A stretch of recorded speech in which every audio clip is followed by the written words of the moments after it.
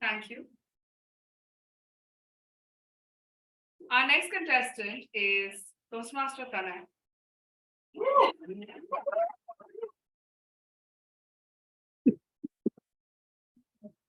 Tanay, the great Goa chase, Tanay. In these Hollywood films, you'll have these scenes where the hero opens the door and jumps out of a moving car and he lands almost perfectly. He jumps on the ground, rolls for a bit, and poses like Spider-Man. But you might think that it's a fiction, but it's actually true because it happened with me. You see, a few years ago, me and my friend Tom Cruise, we were on a car chase. We were in the middle of a car chase and we were being chased by the tribes of Goa because we had the nuclear codes of India. And we were taking it to our army chief in Goa. Now we were on our way and we were succeeding. But suddenly, out of the blue, two cars came in front of us and we had only one solution now. Tom looked at me and said, Tanay, you gotta jump right now. Mission impossible. And I said, like a scared Akshay Kumar, jump. He opened the door, he jumped, he rolled, and he landed like Spider-Man. I too opened the door, jumped, and landed. And posed like Aunt May from Spider-Man. But somehow I survived. And I didn't know what to do now because I was lost in a jungle. But I knew the only way that I can reach my destination now is by getting to the highway. And that is when my savior arrived. I looked around and I saw a panda in a jungle, doing martial arts on a scooter. It was the food panda delivery guy. Somehow I managed him and convinced him to drop me at the highway, and he agreed. But he dropped me there and he ran away. He said he has to deliver in less than 30 minutes. So I was stuck again at the highway and I didn't know what to do. I was trying to ask people to drop me there. Guys, help me please, but no one did. Until finally, my savior arrived. So I thought it was an old gloomy guy in a beat-up Volkswagen Beetle. He came up and he readily agreed to help me. I sat in the car and the first thing that he said was, Chinnaswamy here. Tanay. Chinnaswamy Muttaswamy here. Tanay Kaushik Mehta. Chinnaswamy Muttaswamy Ben Gopal here. Before I could even recall the name of my grandfather, he switched to turbo mode and went on and on and on and on, and we know the Dhamal story. He went on, and I think I heard more than 1,000 names and 1,000,000 different syllables that day.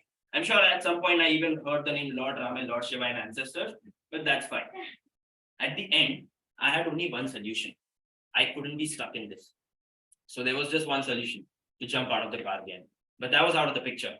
I couldn't jump again. I couldn't break my back. So I did the next best thing. I pulled the handbrake, the car skid, it hit the brake, it hit the sidewalk and launched in the air. After 7 or 8 flips, it finally crash landed on the ground. I was unconscious. When I woke up, I opened my eyes. I found myself in a strange room, in a strange hospital where I don't know anyone.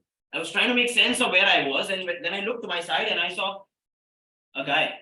He looked to me and said, "Hey, I'm Rohit. How did you get in this accident?" I explained the entire incident to him, word to word, at the end of which the only thing that he said was, 7 or 8 flips, not a bad idea.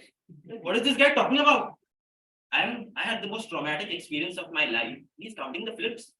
As it turns out, a few years later, I saw him winning an award at Filmfare for Best Stunt. Yes, it was Rohit Shetty. And that's how he got his idea of flipping cars from me. And he didn't even give me the credit. I didn't know what to do. But just as I was speaking to Rohit, Tom rushed back into the hospital and said, "Bro, we gotta go right now. They've got the nuclear codes. They're in North Korea, Kim Jong-un. Okay, let's go." We had a small plane and both of us were sitting in the cockpit. We made our way into the North Korean airspace when suddenly 3 birds came out of nowhere and smashed their faces on the glass. One was red, one was blue, and one was yellow. As it turns out, ladies and gentlemen, North Korea's first line of defense is Angry Birds. Yeah. It was a strange thing, but they succeeded because one of the birds ended up hitting the engine and the plane started to crash. Tom looked at me and said, "Bro, you gotta jump again." And I said, "No, I'm not jumping, I'm done now." He looked at me and said, "Bro, check what you call." He handed me the parachute and we both jumped out of the plane. Somehow we made our way to the bottom and we reached safely. When we got there, it was like lockdown. We couldn't see a single person in North Korea, except there was just one building. We walked into it and we were looking around, looking for him because he had missiles. At the end of the room, we saw one guy sitting in a chair table and with his back facing us. We went up to him, but he looked strange. He had long hair. And as soon as we got there, he pointed at us, show us your face. He turned around, and as it turns out, it wasn't Kim Jong-un. It was Kim Kardashian all around. Yeah, Kim Kardashian was in the state of North Korea, and we were both confused. Tom was thinking about his past. What did I do wrong? But either way, we asked her, what are you doing here? Oh, I'm visiting my brother Kim. No one knows about it. It's a secret. Don't tell anyone. I came here because I wanted the nuclear codes to bomb my ex-husband. What? She sent the mafia to kill that villain. We had enough of it. We grabbed the nuclear codes and we came back home. Thank you.